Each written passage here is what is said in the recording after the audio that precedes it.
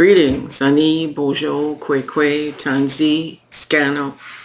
It's Catherine and Brian at Moonstarlodge in South Central Ontario near Georgian Bay, and we bring to you our Indigenous perspective on all things cartomancy. This is an auspicious video because it's the first video filmed since Brian had his surgery not quite 2 weeks ago, and so it heralds healing, as it were. This particular reading is for the week of September 2nd to the 8th, and it is starting on a new moon, and that is the new moon of Weaves the Web, Grandmother Spider Woman. Many Indigenous cultures have a Grandmother Spider Woman, and I think of the one Red Rock down at the four corners of Sedona and Utah, down there in the States. They actually have a Red Rock named for this particular grandmother. So let me let you in on what Weaves the Web is all about. She is the mother of creativity, the muse, the artist, the creatrix, the manifester of dreams who brings visions into reality, the guardian of life force who teaches women to give birth to their dreams, the keeper of survival instinct and the mother of the creative and the destructive.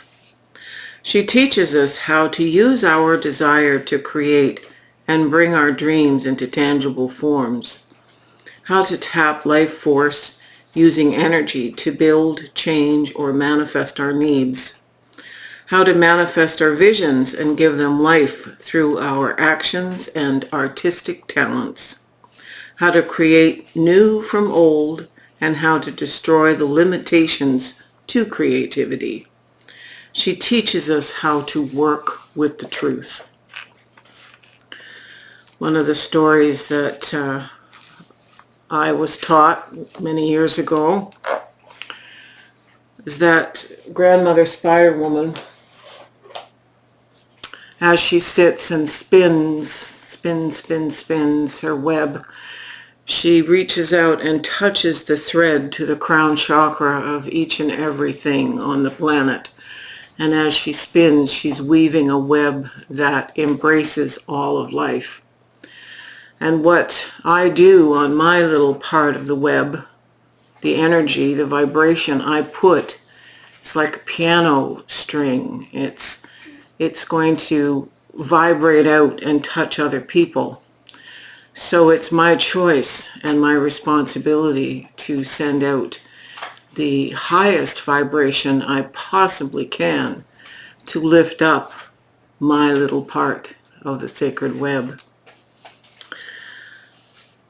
Manifestation is kind of a pop culture term these days, but we are responsible for what we manifest, and it comes directly from our vibration and our attitude. So the reading this week was predicated in part by the receipt of a deck. I'll show you that deck, the box at least. It's called Tarot Landscapes, and it's by Francesca Mattioni and illustrations by Yoshimari.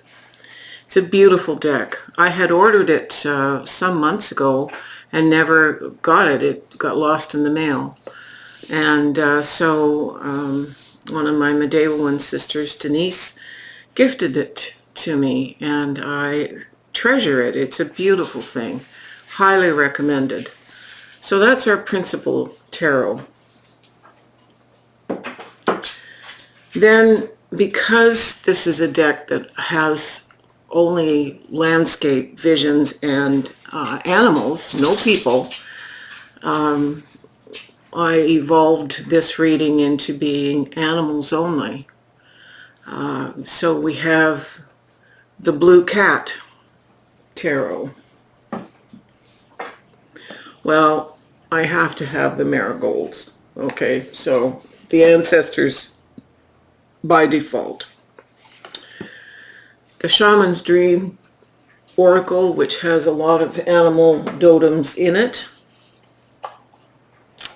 This is a deck I've never ever featured on camera. It's the Wolf Pack. Many years ago, I found the prototype of this deck in black and white. This one is the final version. It has 78 cards, but it does not function like a regular tarot. The original prototype had only 60. I managed to get both of them over time. The Mirror Oracle is in this for astrological suggestions. The Animal Kin Oracle, it's a 65 card deck by Sarah Wilder. I don't know why this doesn't get a lot more airplay. This is a profoundly beautiful, wise, well done deck. And of course, if we're going to have animals and birds and cats and wolves and dragons, we need to have a unicorn. So I have used this before, but this is based on the Voynich magic, and it's a Priestess Moon deck, so it's well done. And finally, Ravenous and Dracon, and they're bringing the bird clan and more dragons. So I've turned my pile of boxes into a Jenga. Here's hoping that one of the cats doesn't mess it up.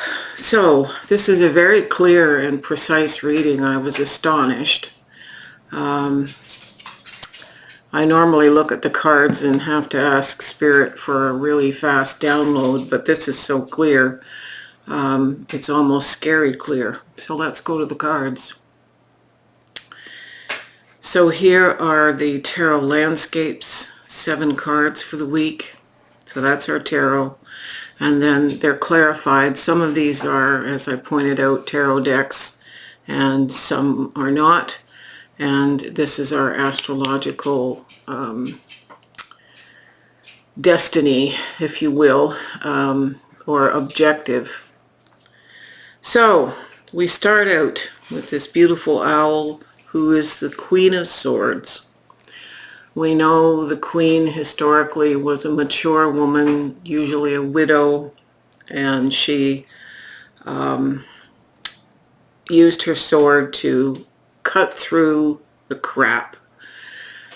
Anything that does not serve us this month is important. Why? Because we have a perigee full moon on, I believe, the 17th.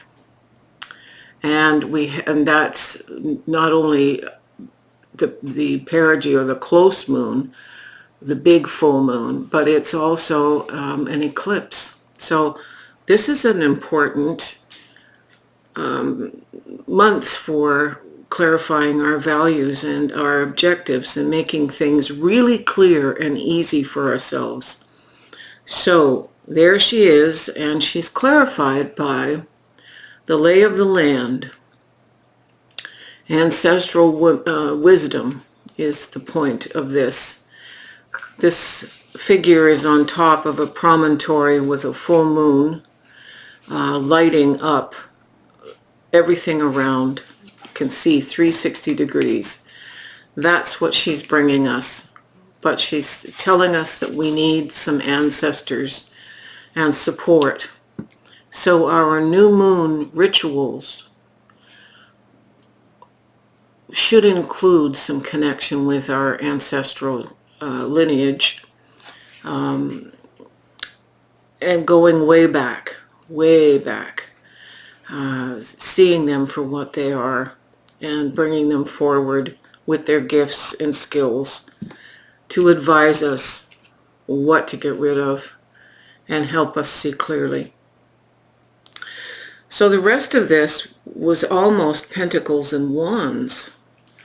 Even the 7th card two cards came out, and I had Brian Dowse. The last card was going to be another wand, but it ends up being something else, as you'll see. So our Owl Queen of Swords is followed by the Nine of Pentacles. And the Nine of Pentacles is joyful. Our kingdom is enriched. We've got everything we need. Happy life, happy jobs, happy everything is available to us if we make the effort to clear some things up. And there's a time frame to this. It's not happening all this week. It's starting this week, and you'll see where we're going as this progresses. So this happy life is clarified by the Tower. So our ancestor spirits from the Marigold Tarot are telling us that there is a Tower moment. Tower moments aren't technically destruction. It looks like this edifice is being destroyed, but it's emancipation and it's freedom.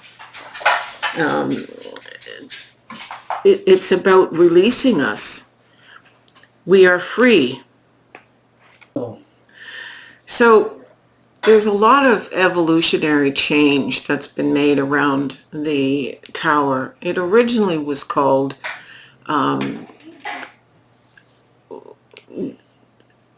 it was the Tower of God. It's evolved into something else, as if we're going to have a complete shakeup. As in a bad thing. It's not that at all. It is an emancipation. It's a freeing. Spirit is sending these lightning bolts in to free us from entrapment with something. So the profound change is implied as sudden. But we have other cards clarifying that there is a profound change in our lives, in our day-to-day, because we've got everything we have been working toward, but complacency can set in. So Spirit is bringing us an upgrade, if you want to put it that way. The next card is the Two of Pentacles. This is a cute card because it's a tiny raccoon holding on to something nearly as big as it is, crossing a deep chasm on a log. So balance is required. And typically the Two of Pentacles is juggling disparate things and holding one's position, being able to do it beautifully and well. The card that clarifies it also has scales and balance, typically, historically, and this is the Justice card. So the message I'm getting here is we may think that we're balancing day-to-day things and handling them well, but really there's a bigger picture karmic justice coming for us based on what we have been working toward and completing. So this is a profound justice, and it is, again, this dragon has the sword, same sword as the Queen, holding in her claw there, her talons. This is huge, and how it plays out for each and every one of us is going to be different because this is a collective reading. And but just know that doing what you do day to day, we all need to just do what we do with focus and integrity and clarity. And the changes that are coming are huge, major life impact. We may not see it till we're looking at it in hindsight. Here we go with a Wands card, the Ten of Wands, and typically that is a laying down of a burden. We got to lay that burden down, or we're not seeing the new passionate adventure Wands are spirit embodied as passion and life force and drive. This is what spirit is sending us. So we have to lay down the burdens of something that's done, stop looking backwards. We all have to do this. And it's interesting because it's clarified by whale. And whale is communication. And that communication is in the form of vibrations. It's not the same kind of words that you and I use, but it's a universal vibration. The cetaceans are a very evolved species. This is akin to this energy, the vibrations coming down from spirit. It's the communication. So we need to listen to our ancestors. We also need to listen to nature, so get out in nature, not necessarily whales, but we have to listen to the subtle messages of spirit as well. So moving on, if we're able to lay down our burden, we get the Six of Wands, which is success. We are seen in our community. It's an external success. Yes, internally we may feel the success, but it is viewed by others around us. And it's interesting because it's clarified by the Two of Plants, which is the Two of Wands. So there's a new direction. We're successful in laying down the old. We're going to be successful in making a choice about new objectives with our energies. These are both Wands cards, although this is plants in this deck. So we're back to the Pentacles again. And we have the Six of Pentacles, which is a card of being generous, giving and receiving. It is flow, and flow is really important. The Wolf card that clarifies it, I need to turn it this way to read the message. It's called guidance. Someone has or is about to enter your life as a teacher. Great opportunity to advance. You may decide to go back to school to further your education. Guidance can come in many forms. Listen to your intuition. So here's our Wolf card. This is a gift. All right. This is gift. This is gift. The justice comes from the gifts we give ourselves through this. The final card here is the Hermit. So with all this transitional stuff, it's time to look inward. There's a tiny wolf way up high on this promontory. To be alone, to seek wisdom, to really delve into the wisdom. And while we do that, it's being clarified by bury me, as in B-E-R-R-Y. The message is, take some time for yourself. Nourish yourself. Nourish yourself in this time where you are in withdrawal. It's not a withdrawal like a 40 days in the desert kind of withdrawal, but this is a time to be the hermit. And the reason we are planning all of this stuff that's changing, we're planning what we're letting go. These two cards really support each other. We're listening to ancestors. We're gathering advice. We're still managing our day-to-day and balancing it and being successful about it, making plans. But these plans, this is the card of the month of Cancer, which starts with summer solstice and runs into July around about the 20th. So this is a long-term thing. That's almost a year from now. A lot of change for a lot of us. You can flip the camera, Brian. I notice that this ancestor here is gathering and harvesting, and we are in our harvest now. So there's a lot of life stuff very clearly outlined for us. As always, we post a picture of the decks used, and we post a picture of the card layout so you can kind of expand it on your screen, perhaps while you're listening to the reading. But it's a wonderful, wonderful opportunity here. This is a level of clarity I'm not used to seeing. We normally have to pull the messages out. So, if you like this video, please give it a thumbs up, and do subscribe if you already have not. We always welcome. This has been a tough month for us, and with Brian's surgery and his slow and steady recovery, but it's still going to be another month or so of this. So all the support that you have given us, we thank you for it, and all the support to come, lots of coffee, we appreciate it. So until next week and the big discussion of the full moon pending, aho, peace.